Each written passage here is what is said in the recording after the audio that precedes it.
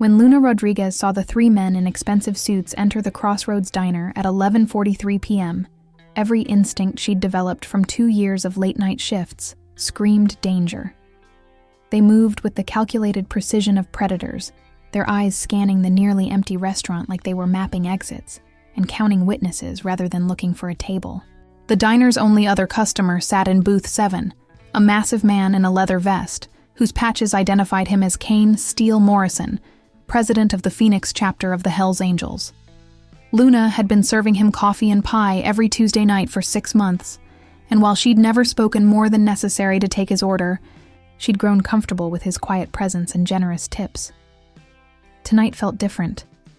Tonight, the suited men positioned themselves with clear lines of sight to Steele's booth, while pretending to study menus they obviously had no intention of ordering from. "Coffee?" Luna asked the apparent leader, a silver-haired man whose smile never reached his cold blue eyes. "Just coffee for now, sweetheart. We're waiting for the right moment to order." The emphasis on moment made Luna's skin crawl. She'd grown up in neighborhoods where survival meant recognizing threat patterns, and these men radiated the kind of controlled violence that came with serious money and serious motivation. As Luna poured coffee for the suited men, she caught fragments of their whispered conversation. "1 payment overdue. Example needs to be made. Won't see it coming." Her blood turned to ice when she realized they were discussing Steele, the quiet biker who'd never been anything but respectful during his regular visits to her diner. "Excuse me," Luna said to the kitchen, loud enough for the suited men to hear. "I need to check on our other customer." She approached Steele's booth with forced casualness, her heart hammering against her ribs as she processed the implications of what she'd overheard. The coffee pot shook slightly in her hands as she refilled his cup. "More pie?" Luna asked, her voice carefully normal despite the adrenaline flooding her system. Steele looked up from the technical manual he'd been reading, his dark gray eyes immediately focusing on her face with the intensity of someone trained to notice details. "You okay? You look nervous. If you love forbidden love stories, subscribe and stay for the next one." Luna glanced toward the suited men, confirming they were still pretending to ignore Steele's booth while obviously monitoring every movement.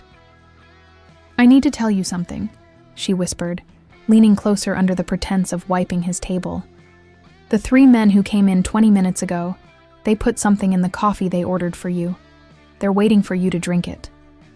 Steele's expression didn't change, but Luna felt the shift in his energy from relaxed customer to lethal predator evaluating threat levels. "What kind of something?" "I don't know, but I saw one of them slip a packet into the thermal carafe while I was in the kitchen. They specifically requested that carafe be used for your refill." "How do you know it was meant for me?" "Because they've been watching you since they arrived, and they mentioned making an example of someone whose payment is overdue." Steele's jaw clenched as he processed the information, his hands moving instinctively to check weapons Luna couldn't see, but suddenly understood were there. "Luna, listen to me carefully. Do you have a way out of here that doesn't involve the front door?" "Kitchen exit, but take it, now.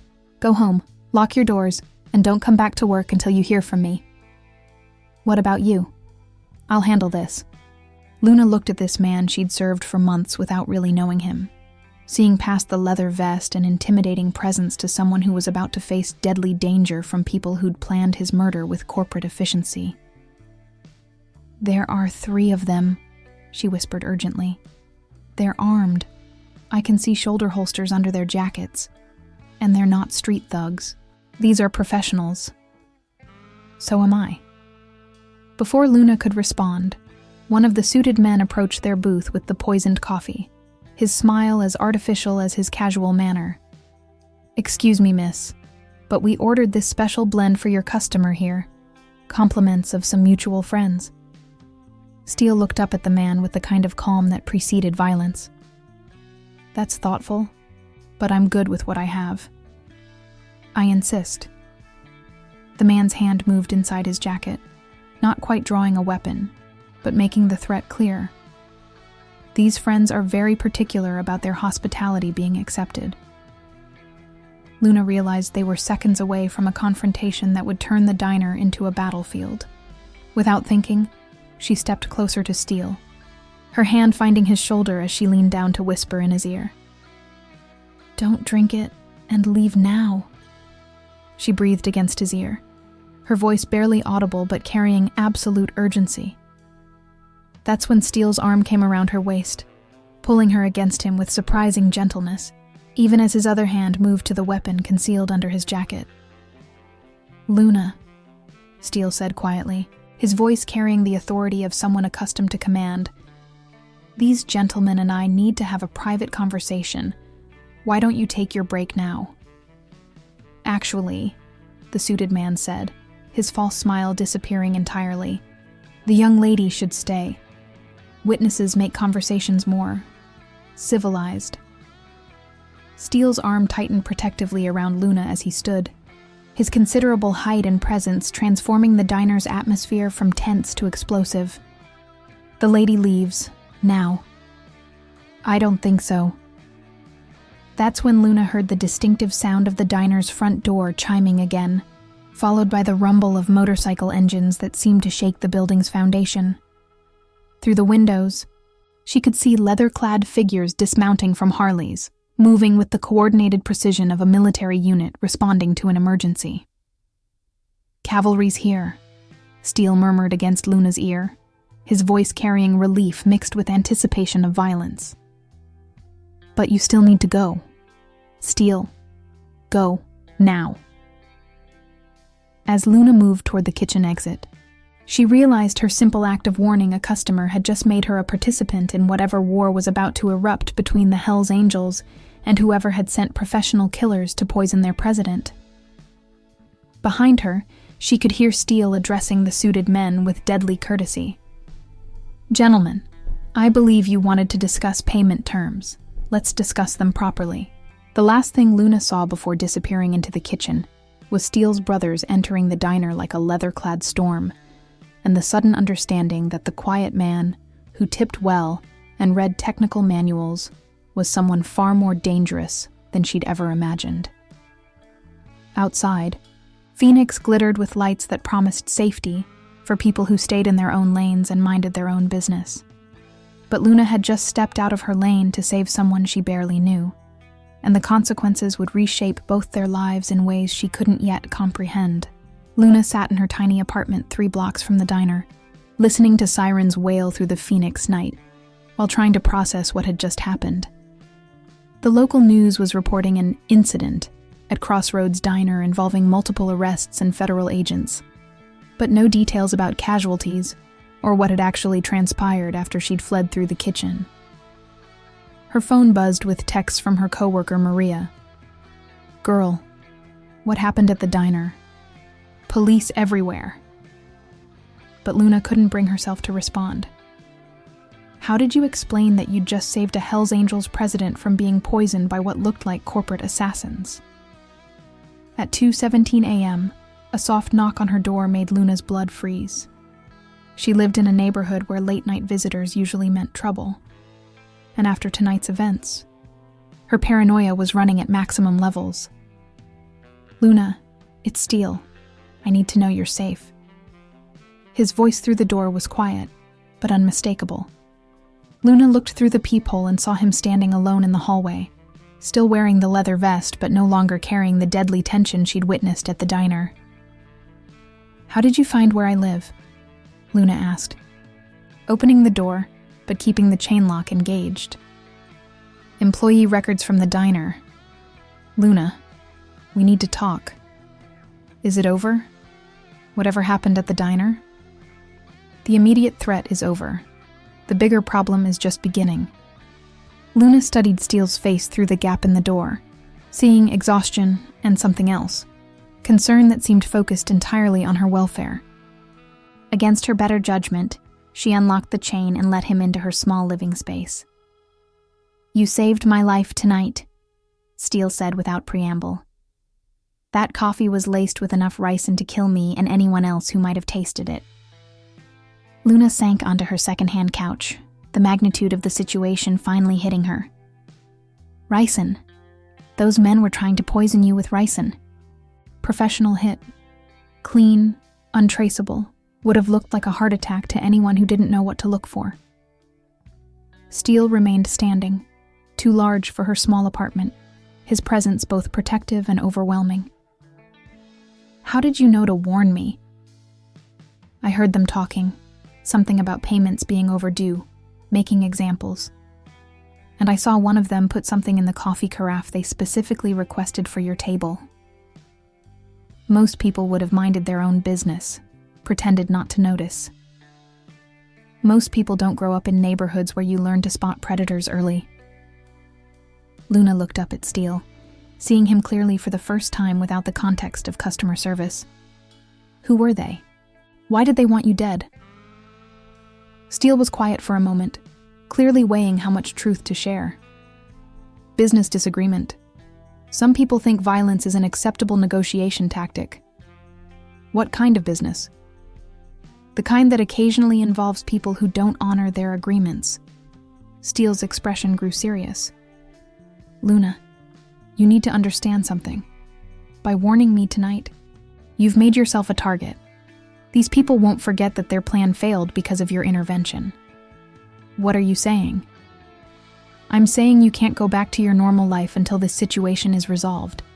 They'll be looking for ways to eliminate witnesses, especially witnesses who cost them a high-value target. Luna felt her carefully constructed world crumbling around her.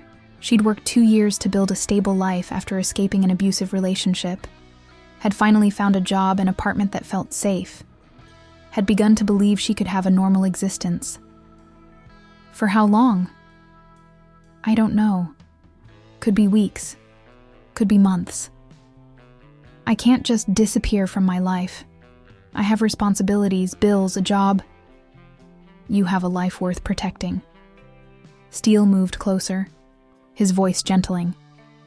Luna, I'm not going to let anything happen to you because you chose to help me.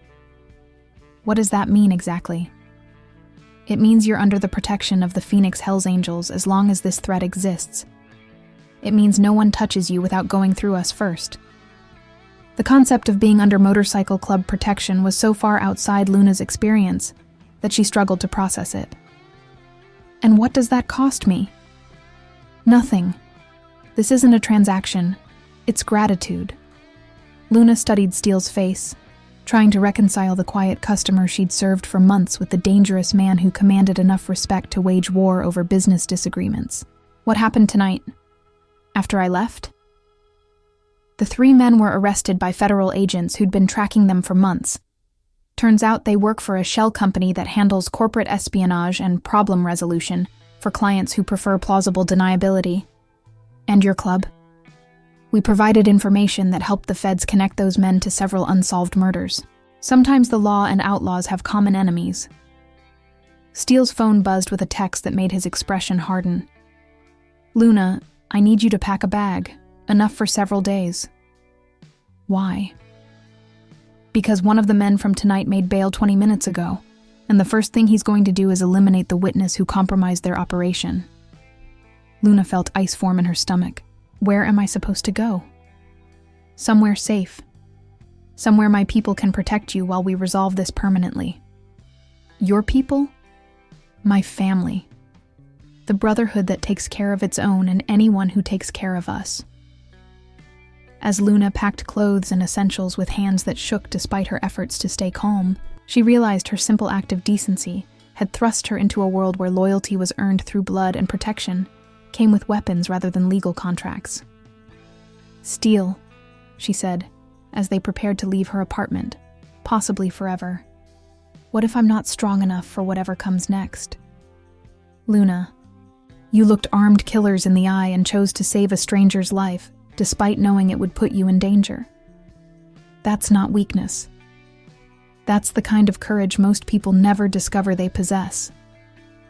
As Steele's motorcycle carried Luna through Phoenix streets toward an unknown destination, she held on to his words and tried to believe that saving one man's life hadn't cost her everything she'd worked to build. Behind them, her apartment building grew smaller in the rearview mirror, but the danger that had driven her from it was just beginning. The Hells Angels compound looked like a fortress built for people who understood that safety required walls, weapons, and the kind of vigilance that never truly relaxed. Luna followed Steele through security checkpoints that reminded her more of military installations than anything she'd imagined when she thought about motorcycle clubs. "Welcome to our world," Steele said as they entered the main building, where men in leather vests moved with purpose despite the late hour. "It's not glamorous, but it's secure." Luna was assigned a guest room that was surprisingly comfortable, clean, well-furnished, with locks on the door, and a window that overlooked the compound's central courtyard. But comfort couldn't mask the reality that she was essentially in protective custody, dependent on people she didn't know for safety she couldn't guarantee. "House rules," explained Reaper, Steele's lieutenant. A massive man whose gentle voice contrasted sharply with his intimidating appearance. "No leaving the compound without escort. No contact with people from your outside life until we clear them. No sharing information about compound operations or security. For how long? Until the threat is neutralized." That first week, Luna learned to navigate a world governed by codes she'd never encountered. The Hells Angels weren't the mindless criminals she'd expected, but disciplined professionals who'd found family and purpose in brotherhood that transcended legal boundaries. "You're adjusting well," Steele observed one evening as they shared dinner in the compound's common area. Most civilians find this overwhelming. "Most civilians probably haven't spent their lives learning to adapt to threatening situations," Luna replied, thinking of the abusive relationship that had taught her to read danger and the poverty that had taught her to be grateful for safety regardless of its source. "Tell me about your life before the diner." Luna was quiet for a moment, deciding how much honesty to risk. "Grew up in East LA. Parents died when I was 17. Got involved with someone who turned out to be more interested in control than love. Spent 3 years learning that isolation disguised as protection is still imprisonment." "What made you leave?" "Waking up in the hospital after he put me there for the second time. Realized that staying would eventually kill me, even if leaving meant starting over with nothing." Steele's expression darkened with the kind of controlled anger that suggested personal familiarity with violence against women. "Where is he now?" "Prison, last I heard. Aggravated assault on his next girlfriend. Some people don't change." "Good." Over the following days, Luna discovered that Steele was more complex than his intimidating presence suggested. He read voraciously: military history, philosophy, business strategy. He spoke multiple languages, managed investments that supported the club's legitimate operations, and treated everyone from prospects to full members with the same measured respect. "You're not what I expected," Luna said one afternoon as she found him working on motorcycle maintenance in the compound's garage. "What did you expect?" "Someone less educated, less thoughtful, more stereotypically dangerous." Steele looked up from the engine he was rebuilding with surgical precision. "Dangerous and educated aren't mutually exclusive. Some of the most lethal people I've known were also the most intelligent." "Military background?" "Special forces. 3 tours overseas before I came home and found the Brotherhood." "What made you leave the military?" "Realized that fighting for politicians' interests was less satisfying than fighting for family that actually mattered." Luna was learning to see past the leather vest and club patches to the man who'd built something substantial from whatever foundation the military had provided. Steele commanded respect, not through intimidation, but through competence, loyalty, and the kind of integrity that made dangerous men choose to follow him. "Luna," Steele said as they walked the compound's perimeter one evening, "what did you want to do with your life before everything got complicated?" "College, maybe. Business management or hospitality. I like organizing things, making systems work efficiently." Luna smiled ruefully. "Serving coffee wasn't exactly my dream job, but it was honest work that let me save money for something better." "What's stopping you from pursuing that now?" "Reality. Money. The fact that I'm currently hiding from people who want to kill me. The last one is temporary. The first two are solvable. What do you mean? Steele stopped walking and turned to face her, his gray eyes serious in the compound's security lighting. I mean, you saved my life, and that creates debts that go beyond just keeping you safe. If you want education, we can make that happen. If you want opportunities, we can provide them. In exchange for what? Nothing that you wouldn't freely choose to give. Luna studied Steele's face, trying to read the motivations behind his offer. I don't understand. You're intelligent, brave, and observant. You notice details that could save lives, and you have the courage to act on dangerous information. Those are valuable qualities in my world. Are you offering me a job? I'm offering you options. Stay here as long as you need sanctuary.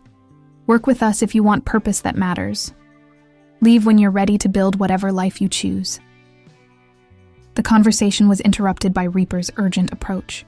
Steele, we've got a problem. The feds want to debrief Luna about what she witnessed at the diner. What kind of debrief? Official testimony. The three men are connected to a larger conspiracy, and Luna's statement could be crucial for prosecution. Luna felt her stomach clench with familiar anxiety. What does that mean for me?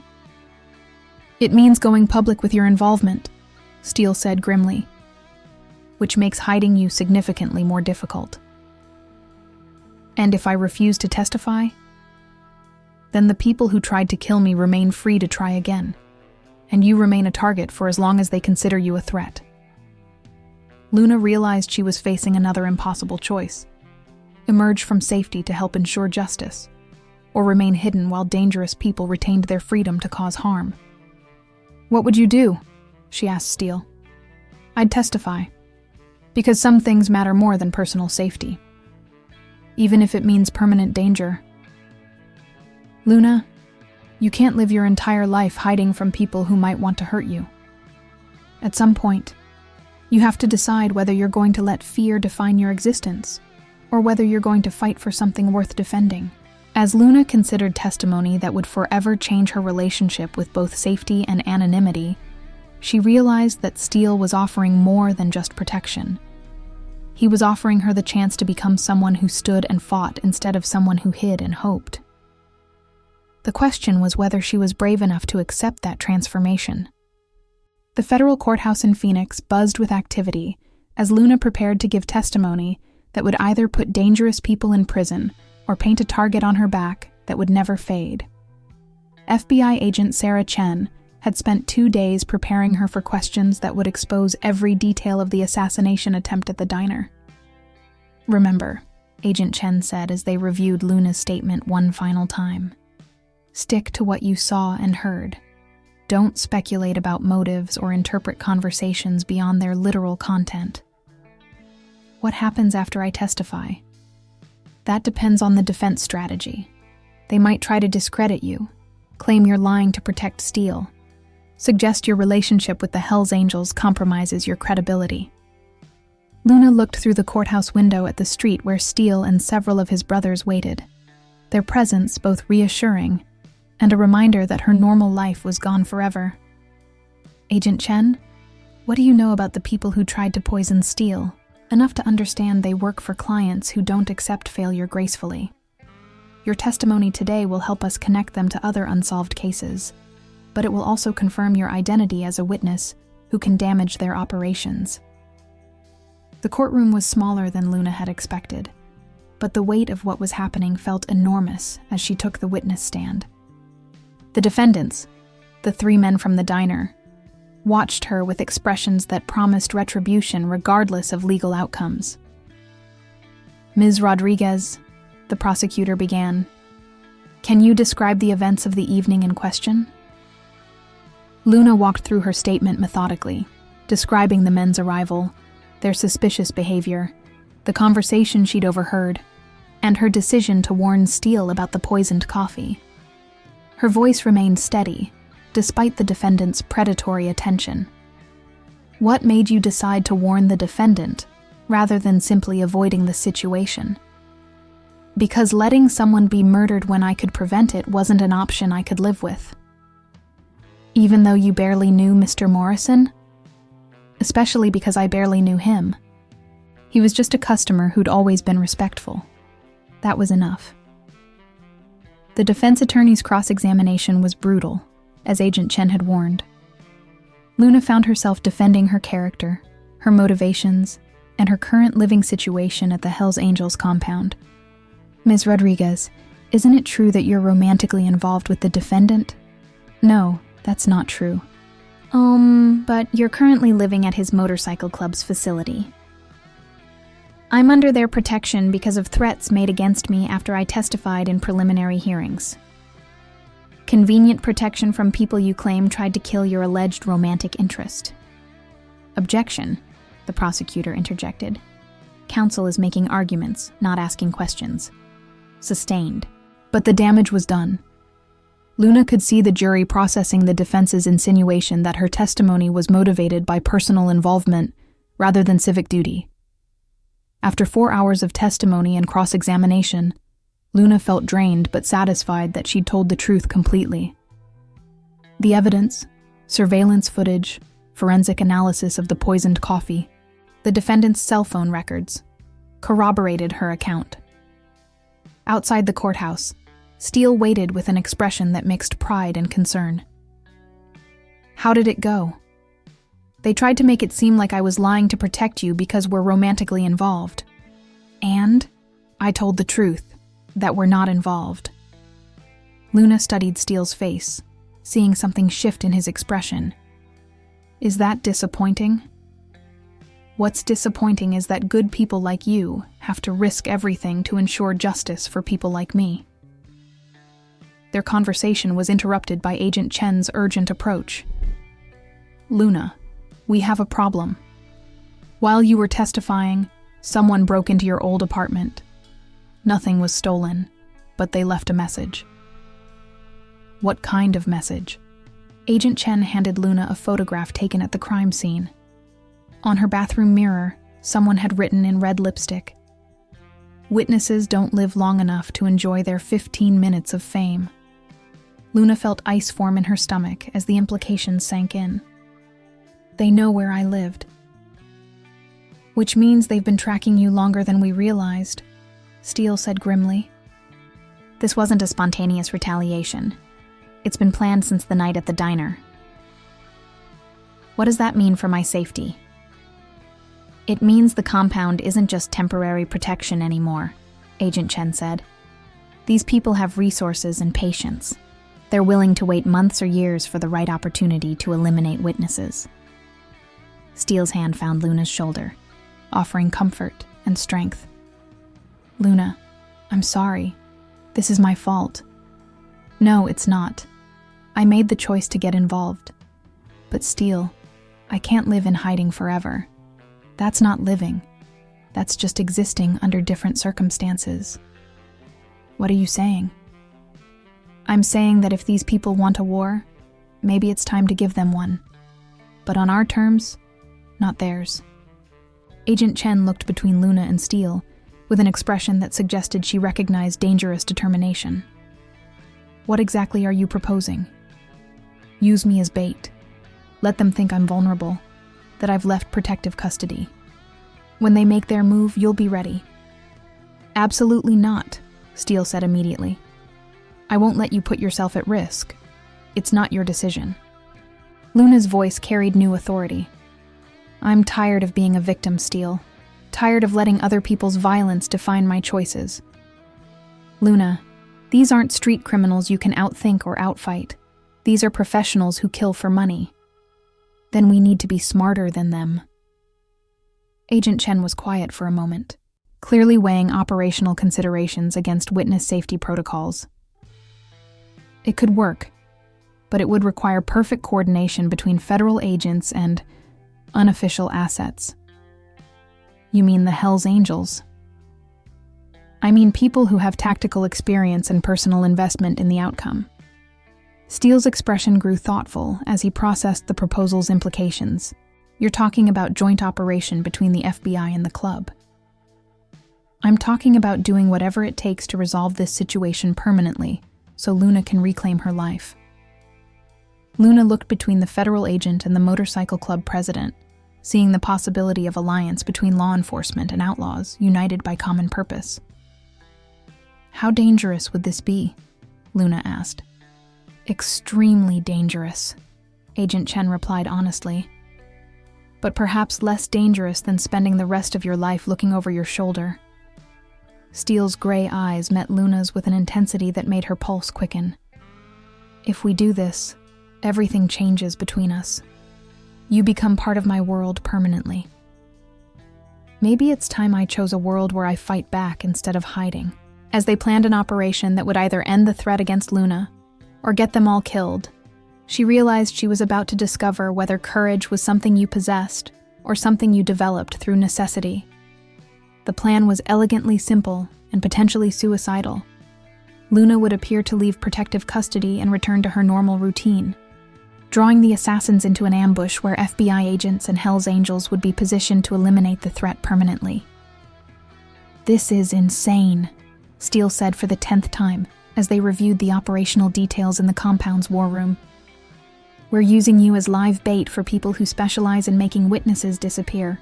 We're giving them exactly what they want, access to me, while ensuring they don't survive to enjoy their success, Luna replied, her voice steadier than she felt. Agent Chen spread blueprints of the diner across the table. Luna returns to her evening shift at Crossroads. The assassins will likely wait until closing time when there are minimal witnesses and maximum vulnerability. Positions, asked Reaper, studying the tactical layout with professional interest. FBI surveillance teams here and here. Chen indicated points on the blueprint. Your people positioned for rapid response if the situation goes sideways. When it goes sideways, Steele corrected grimly. These aren't people who give up easily. The night of the operation, Luna stood outside Crossroads Diner feeling like she was preparing for her own execution. The restaurant looked exactly as it had before her life had been turned upside down, but everything else had changed irreversibly. Last chance to back out, Steele said through her earpiece. No one would think less of you for choosing safety. Too late for that, Luna replied. Pushing through the diner's front door, I stopped choosing safety the night I warned you about poison coffee. Her shift began normally. Coffee for truckers, pie for night owls, the familiar rhythm of service that had once defined her existence. But Luna was hyper-aware of every customer, every shadow, every potential threat that might announce the arrival of professional killers. At 10:47 p.m., they came. 2 men in casual clothes who moved with the subtle coordination of a tactical team. They ordered coffee and positioned themselves with clear lines of sight to the kitchen exit and Luna's position behind the counter. Rabbits in the snare, Luna whispered into her concealed microphone. 2 hostiles, armed, waiting for closing time. Copy. Agent Chen's voice crackled in her earpiece. Maintain normal routine. Support teams are in position.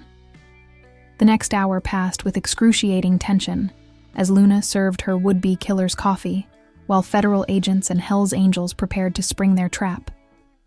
Every smile felt forced. Every casual interaction carried the weight of performance that might determine whether she lived to see morning.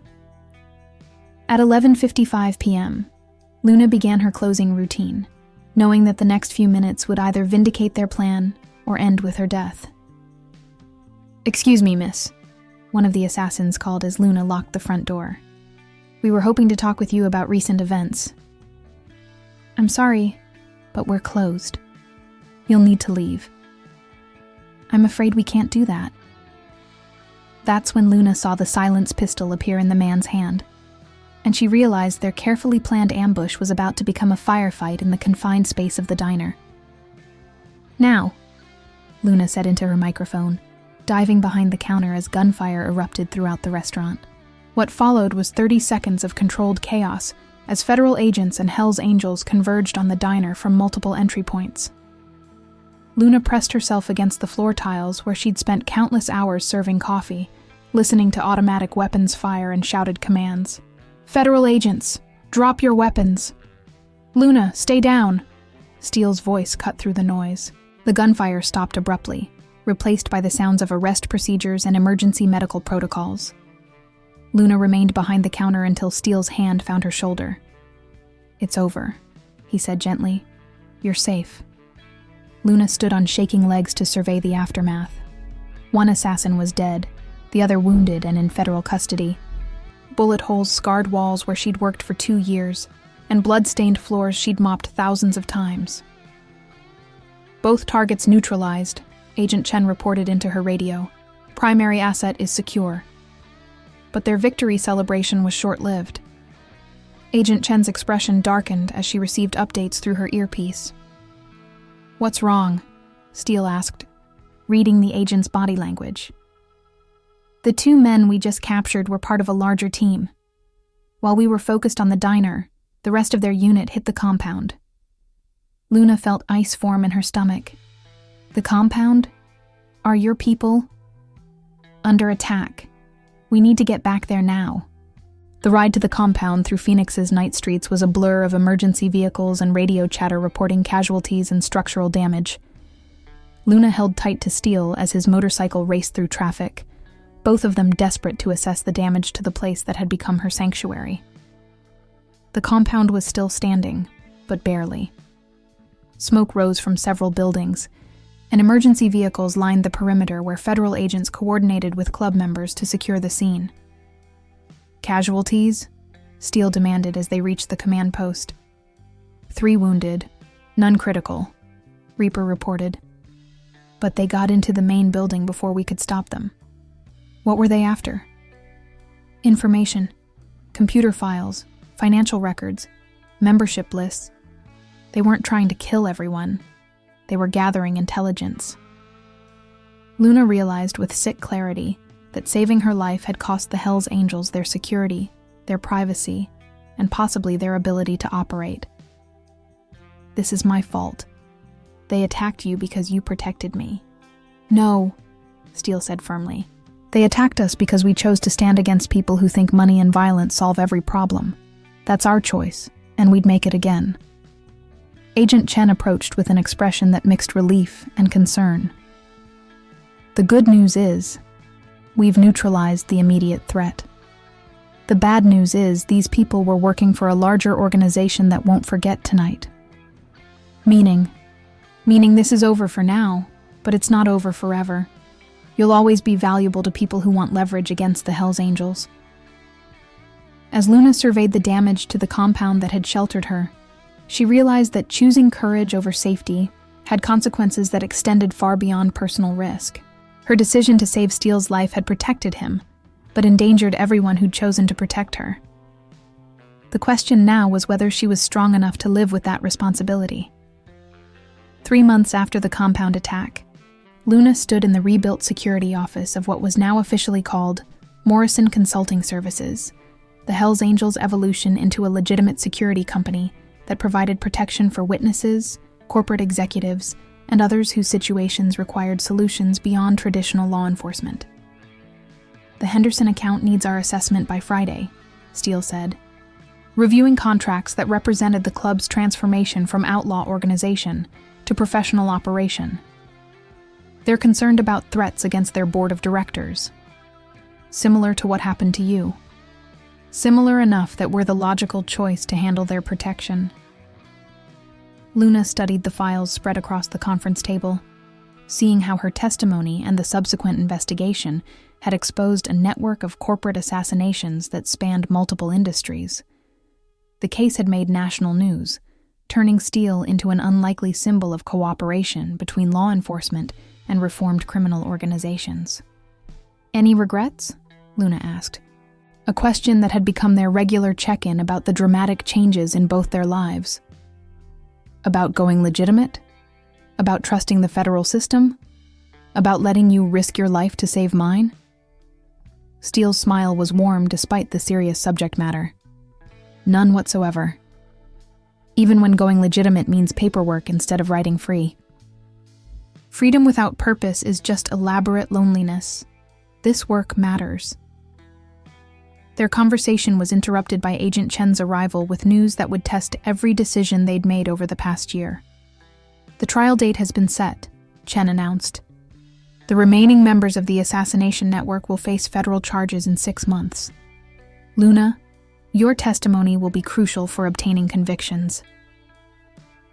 "More testimony means more exposure," Luna observed.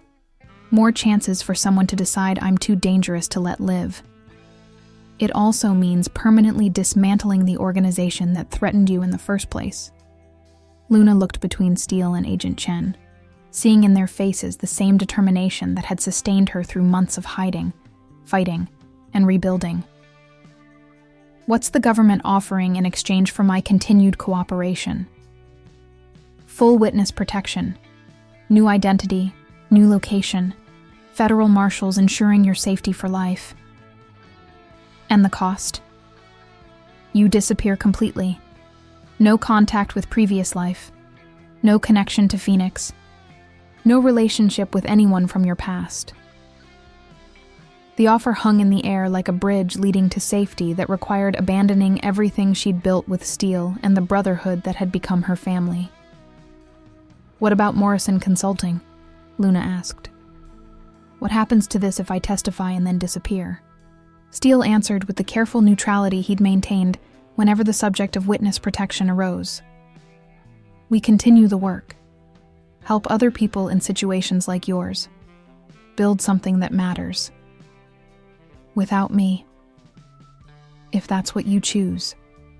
Luna studied Steele's face, seeing the pain he was working to hide behind professional composure. They'd spent 3 months building both a business and a relationship that felt more real than anything she'd experienced, and now federal necessity was offering to erase it all in exchange for guaranteed safety. "There's another option," Luna said quietly. "One that Agent Chen probably isn't authorized to offer. I'm listening. I testify, help convict the people who tried to kill us, but I stay here. Accept the risk that comes with being a public witness in exchange for keeping the life I've built."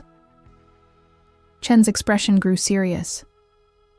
"Luna, that's not just risky, it's potentially suicidal. These people have long memories and patient methods. Then we'll have to be smarter than them. Permanently." Steele leaned forward, his gray eyes intense. "What are you proposing?" "That Morrison Consulting becomes more than just a security company. That we specialize in protecting witnesses who choose to fight instead of hide. That we build something that gives people like me alternatives to disappearing. You're talking about war with very dangerous people. I'm talking about refusing to let fear define our existence." Agent Chen was quiet for a long moment, clearly weighing federal protocols against operational reality. "It could work. The Bureau has been looking for alternative approaches to witness protection. Something that keeps valuable people engaged in productive lives instead of hidden in artificial isolation." "What would that mean practically?" "Enhanced security, regular monitoring, federal backup when situations escalate, but also acceptance that you'd be living with permanent risk." Luna looked around the conference room where she'd learned to think strategically, where she'd discovered capabilities she'd never known she possessed, where she'd found purpose that went beyond simple survival. "Steele," she said softly, "what do you want? If I stay, if I accept the risk, what does that mean for us?" Steele was quiet for a moment, choosing words carefully. "It means partnership, professional and personal. It means building something together instead of protecting each other separately. Even if that partnership includes federal agents and permanent danger, especially then." The choice Luna made in that moment would define not just her future, but the evolution of witness protection. The relationship between law enforcement and reformed criminal organizations, and the possibility that courage could be more powerful than fear when supported by people willing to fight for justice. "Agent Chen," Luna said, her voice carrying new authority. "I'll testify. I'll help you convict everyone involved in the assassination network. But I'm staying in Phoenix. Staying with Morrison Consulting, and staying in the fight." "You're sure?" "I'm sure." 6 months later, Luna stood outside the federal courthouse where her testimony had helped convict 12 members of a corporate assassination network, effectively dismantling an organization that had operated with impunity for decades. Steele waited beside his motorcycle, wearing a suit instead of leather, but still carrying himself with the confidence of someone who'd chosen purpose over safety. "Ready to go home?" Steele asked as Luna emerged from the courthouse. "More than ready." As they rode through Phoenix streets toward the compound that had become Morrison Consulting's headquarters, Luna realized they'd accomplished something unprecedented. They'd transformed personal danger into professional purpose, had built a relationship strong enough to survive federal investigation and corporate warfare, had proven that some things were worth fighting for regardless of the cost. The price had been every assumption about safety and normalcy. The promise was everything they could build together when love and courage replaced fear and hiding. If this story touched your heart, subscribe and stay for the next ride. 2 years after the trial that had transformed Luna from frightened witness to federal consultant on witness protection alternatives, she stood in the executive offices of Morrison Consulting Services, reviewing case files that represented lives saved through courage rather than concealment. The company had evolved far beyond its origins as a reformed Hells Angels chapter. They now employed former law enforcement, military veterans, and other professionals who understood that protecting innocent people sometimes required operating outside conventional boundaries. "The Martinez case is resolved," Steele reported, entering with coffee and the satisfied expression of someone whose work had meaningful impact. "Family's safe, traffickers are in federal custody, and the daughter's starting college next month. That's what, our 15th successful witness protection alternative this year. 16th, and the federal government is finally taking notice." Luna smiled at the irony. The same agencies that had once tried to force her into hiding were now contracting with Morrison Consulting to provide security for witnesses who chose engagement over isolation. "Any word on the congressional hearings?" Luna asked. "Next month. They want you to testify about alternative approaches to witness protection, how keeping people in their communities can be more effective than relocating them. From criminal target to federal policy expert, not a career path I ever imagined." Steele settled beside her at the conference table where they'd planned operations that had saved dozens of lives over the past 2 years. "Any regrets about the path we've taken?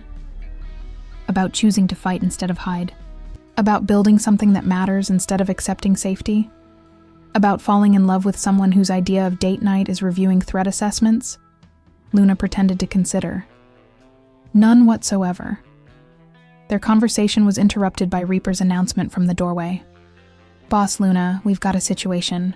FBI is requesting emergency consultation on a case that sounds familiar." "How familiar?" "Waitress witnessed assassination attempt. Refused traditional witness protection. Currently hiding with people who might not be equipped to protect her long term." Luna and Steele exchanged glances, seeing their own story reflected in someone else's crisis. "Where?" "Seattle. Local motorcycle club took her in, but they're outgunned by the people hunting her." "Timeline." "She's got maybe 48 hours before the shooters locate her." Luna was already reaching for her tactical vest, the gear she'd learned to wear as naturally as she'd once worn waitress uniforms. "Tell them we're en route." "Luna," Steele said, his voice carrying the protective concern that had never entirely disappeared despite her proven competence. "This could be another trap. Someone using a familiar scenario to draw us into an ambush. Then we'll be ready for an ambush. But we're not going to let someone die because we're afraid of being manipulated." The flight to Seattle gave them time to review intelligence that confirmed their worst suspicions. The witness was being hunted by the same type of professional assassins who'd targeted Steele, suggesting either a surviving cell from the dismantled network or a new organization using similar methods. Sarah Martinez, Luna read from the case file. 28 years old, single mother, witnessed corporate executives ordering the murder of a union organizer. Refused federal protection when they insisted she abandon her daughter's custody arrangement. Smart woman. Federal protection doesn't always account for family complications. Local motorcycle club? Cascade Riders. Small chapter, maybe 30 members. Good people but limited resources for this level of threat. The Seattle Safe House was a warehouse in an industrial district, surrounded by motorcycles and men who looked competent but overwhelmed by the situation they'd inherited. Luna recognized the dynamic immediately. Decent people who'd stepped up to help someone in need, without fully understanding the danger they were accepting. "Ms. Martinez," Luna said, approaching a young woman whose expression mixed gratitude and terror in ways that brought back powerful memories. "I'm Luna Rodriguez. I've been in your situation. You're the witness from Phoenix, the one who testified against the corporate assassination network? I'm the waitress who warned a customer about poisoned coffee and ended up rebuilding her entire life around fighting people who think murder is a business solution." Over the next 6 hours, Luna and Steele coordinated with federal agents, local law enforcement, and the Cascade Riders to establish security that would protect Sarah while giving her options beyond permanent hiding. The difference, Luna explained to Sarah as they planned her immediate safety, is that you don't have to choose between protection and freedom. You can have both, but it requires accepting risk and fighting for what matters. "What if I'm not brave enough?" Bravery isn't something you have, it's something you do. You choose courage moment by moment, especially when you're terrified. The operation to eliminate the threat against Sarah followed the same pattern that had worked in Phoenix: coordinated response between official and unofficial assets, using the witness as bait, while ensuring overwhelming support when danger materialized. But this time, Luna wasn't the protected witness. She was the professional helping someone else navigate the choice between safety and authenticity. 3 hostiles neutralized, Steele reported as the tactical situation resolved. Sarah's safe, and the assassination team is eliminated. "What happens now?" Sarah asked as federal agents processed the scene. "Now you decide whether you want to disappear into witness protection or build a life that includes purpose beyond mere survival," Luna replied. Morrison Consulting is always looking for people who understand the cost of standing up to predators.